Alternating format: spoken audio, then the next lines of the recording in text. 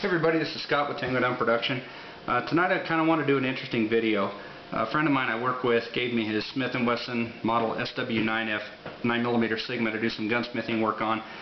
Had a failure to feed issue, determined the problem to be an aftermarket barrel, so I did some gunsmithing work on that, polished feed ramps, cleaned it up real good, and we got the failure to feed issue taken care of. I'm going to take it to the range in the next couple days and determine if it has a failure to eject issue. So anyway, this is the Smith Wesson Sigma model SW9F, okay, and this is my Glock Model 23 compact 40 caliber.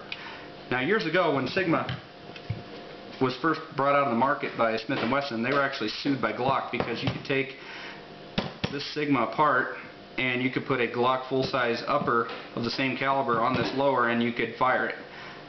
So that was bad. So they made some changes, and over the years they've both evolved. Well, I had a chance to kind of get a hold of these and kind of I wonder if that's really the case. So I know I know you have a poor conception of the Sigma, you know, kind of a piece of junk, whatever, but you know, all in all, this really isn't a bad firearm.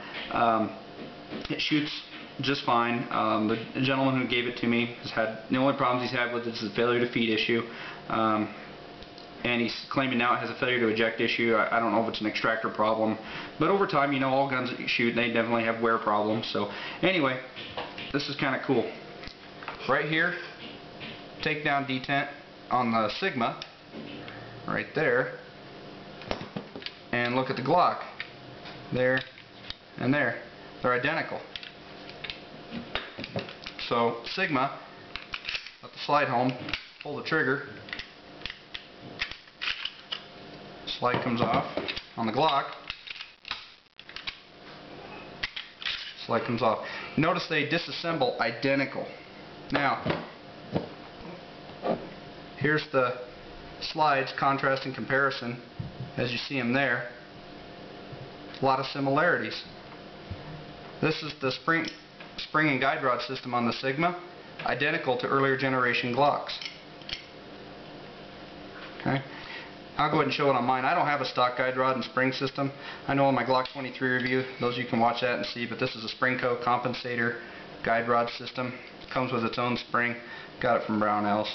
So we'll go ahead and slap this bad boy back together. There we go. Now, I'll show you the lowers.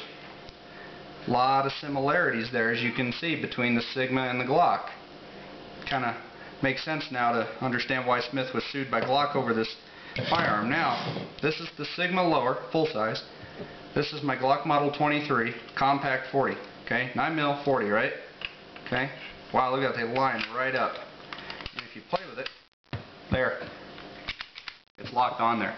Now, the only reason it won't go any further is because obviously the slides don't match. But I mean, that's locked on there. That is not coming off. Now, it won't function in chamber and all that and fire, but it's just interesting in and of itself to know that that actually locked onto that lower receiver. So, and what's funny is if I pull this back just a hair, pull the detents down, it comes right off. So, I'll do the contrast here with this. Now, it'll slide on part of the way, but this will not.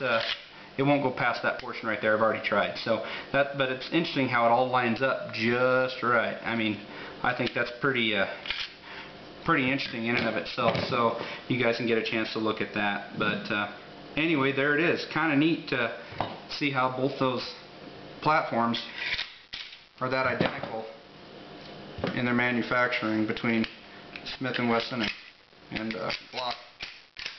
So anyway, guys, there it is. So hope you enjoyed that. I'm going to do a review here pretty soon, hopefully tomorrow if I can, of the optic that's on my AR-15. So also wanted to say it doesn't have to be Veterans Day to thank veterans out there. So thank all of you who are serving and have served, and say a special prayer for those families who have soldiers that are afar putting their life on the line. Okay, so take care, guys. Appreciate it.